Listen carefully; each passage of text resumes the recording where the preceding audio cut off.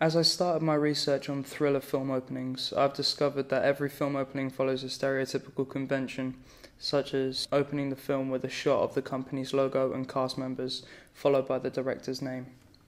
In a stereotypical thriller, the film will begin with a fast-paced action sequence that entices the audience and traps them in the film. I have watched the film Fast and Furious Tokyo Drift, and it starts off with fast-paced racing scenes in which I have based my film on. The scenes are short, sharp, and have a lot of diegetic sounds that will heighten the intensity and build a dramatic atmosphere and help the audience to distinguish the main character. Within the first opening minutes of the film, either the protagonist or the antagonist will be introduced after or during a confrontation, which will lay out the entire story of the film and help the audience to gain a greater understanding of what is happening. In my film opening, I have used this basic layout by using short, sharp flashbacks to help the audience gain greater knowledge as to what has happened previously to the character and what has led him to where he is now. Because the character is young, he will appeal to a younger audience because they can empathise and relate to what he is going through. The reason why I chose this target audience was because of the fact that I myself prefer to watch thriller films, which allows me to create a film based on what I would like to see in a thriller film and what others in my generation would like to see. I have also researched what my target audience like most about the specific genre in order to create a professional and successful film opening. Stereotypical thriller films use a variety of loud diegetic sounds that accompany the quick-paced footage, keeping the audience intrigued and locked into the film opening. We had a very short amount of time to represent, develop and portray each character, so we had to use stereotypical costumes in order for the audience to distinguish each character and inform them of the danger that the antagonists pose. The male characters were wearing hooded jumpers and jeans, which is what you would expect from the younger generation today, which allows the audience members to relate to the characters. We had to use semiotics in order to represent their social groups and also the different character personalities. The second assailant was wearing a balaclava, which represents modern gangs, allowing the audience to quickly make the connection between the character and his background. The character was also wearing a light-coloured jumper.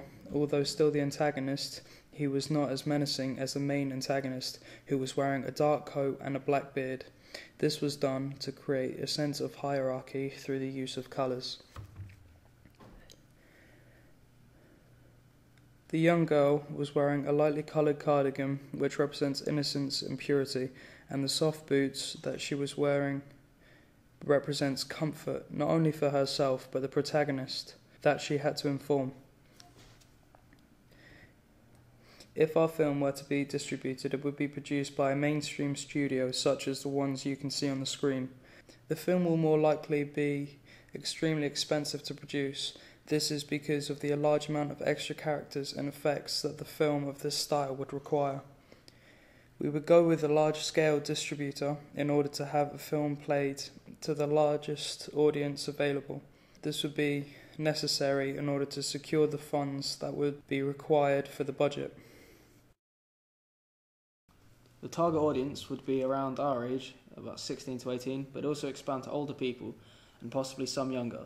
So it would be marketed towards 16 to 24-year-olds, as we feel that older people will also appreciate this film.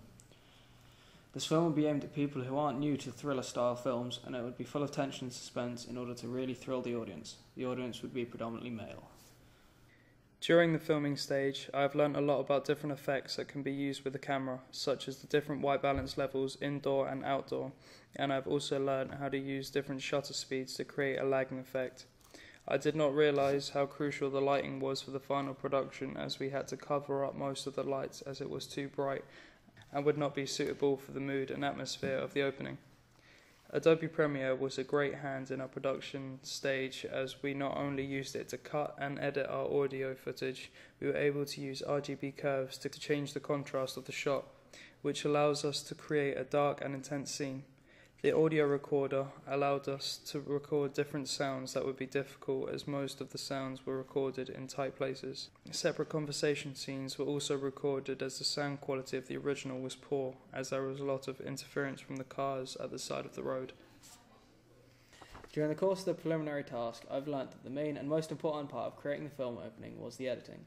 The editing is crucial because you can organise and place your footage in the correct places, but also you can change the different settings to change and ultimately control the atmosphere of any particular scene. For example, I have managed to use audio gain to adjust the different levels of the audio tracks, so that you can make different sounds stand out from others while making other sounds blend in with the film.